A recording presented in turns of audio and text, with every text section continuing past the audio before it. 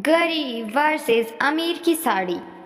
गीता और पिंकी कहने को तो पड़ोसन और सहेलियां थी, लेकिन जहां गीता बहुत ही अमीर थी वहीं पिंकी बहुत ही गरीब घर से थी और गीता बहुत ही घमंडी भी थी।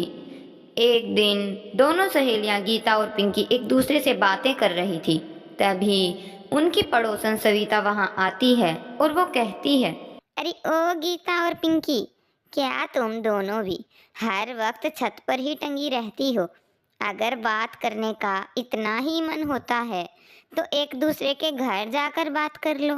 सविता आंटी, हम अपनी छत पर बात कर रहे हैं, आपकी छत पर नहीं। तो आपको क्यों इतनी तकलीफ हो रही है? अरे मुझे तकलीफ नहीं हो रही, मुझे तुम दोनों से कुछ बात करनी थी, पर तुम दोनों घर में थी ही नहीं।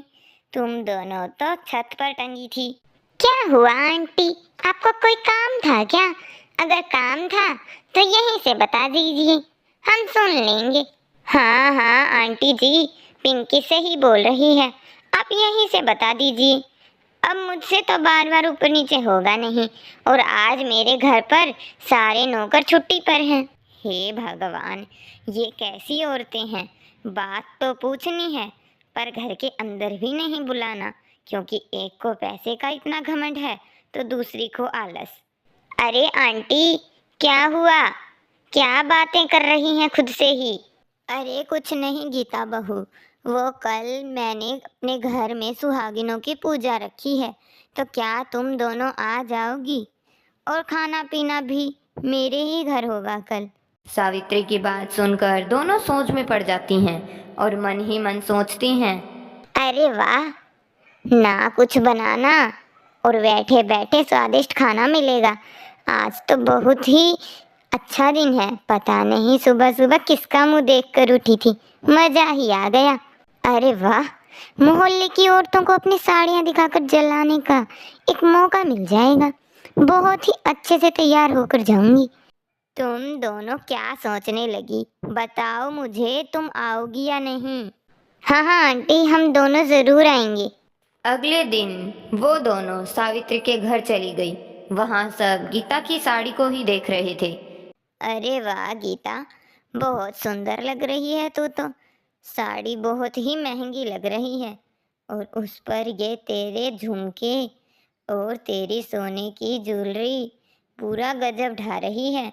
हाँ हाँ आंटी, मुझे तो महंगी चीजें पहनना ही पसंद है, सस्ती और चीप चीजें मैं नहीं पहनती। मुझे तो सिर्फ महंगी चीजें ही पहननी पसंद हैं। गीता, तुम ये ताना मुझे तो नहीं मार रही हो ना? तुम अपनी अमीरी का घमंड किसी और को दिखाना, मुझे अपनी अमीरी का घमंड दिखाने की कोई ज़रूरत नहीं है। अरे तुम दोनों चुप करो और लड़ना बंद करो।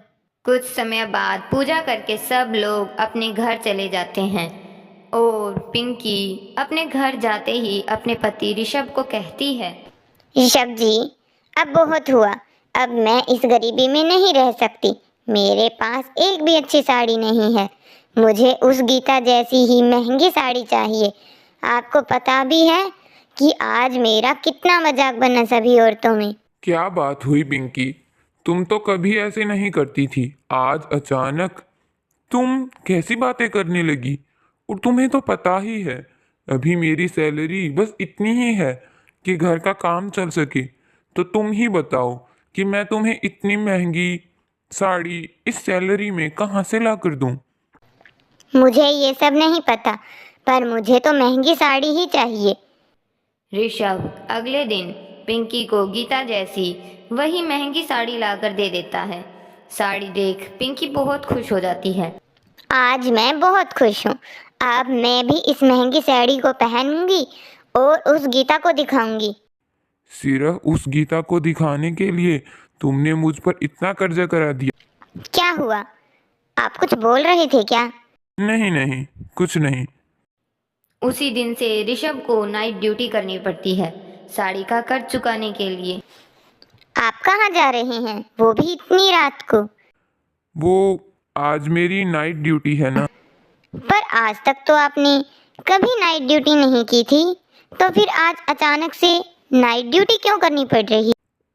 तो आज से पहले तुमने भी तो कभी ऐसे महंगे महंगे शौक नहीं रखे थे। क्या मतलब? आप क्या कहना चाहते हैं? मेरे महंगे शौक के कारण आपको नाइट ड्यूटी करनी पड़ रही है?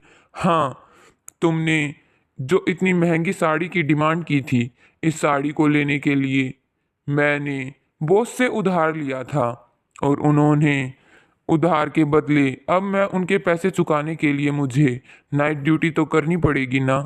सिर्फ दिन में ड्यूटी करने से मैं उनका कर्ज नहीं चुका सकता, इसलिए अब मुझे रोज़ नाइट ड्यूटी करनी पड़ेगी। ऋषभ की बात सुन पिंकी बहुत ही शर्मिंदा होती है और उसे अपनी गलती का एहसास होता है। ऋषभ जी, मुझे माफ़ कर दीजिए, मुझसे गलती हो गई, मैं बहक गई थी। आप इस साड़ी को दुकानदार को वापस कर दीजिए। मुझे ये महंगी साड़ी नहीं चाहिए। मैं ऐसी साड़ी का क्या करूँगी जिसका कर्ज चुकाने के लिए मेरे पति को दिन रात ड्यूटी करनी पड़े। मुझे ऐसी साड़ी नहीं चाहिए। मुझे समझ आ गया है कि इंसान को अपनी औकात देखकर ही शौक रखने चाहिए। अगर आपको हमारा ये वीडियो पसंद आया हो तो हमारे वीडियो को लाइक ज़रूर करना, हमारे चैनल को सब्सक्राइब करना और बेल आइकन को प्रेस करना बिल्कुल मत भूलना और हमारे इस वीडियो को अपने दोस्तों के पास ज़रूर शेयर करना।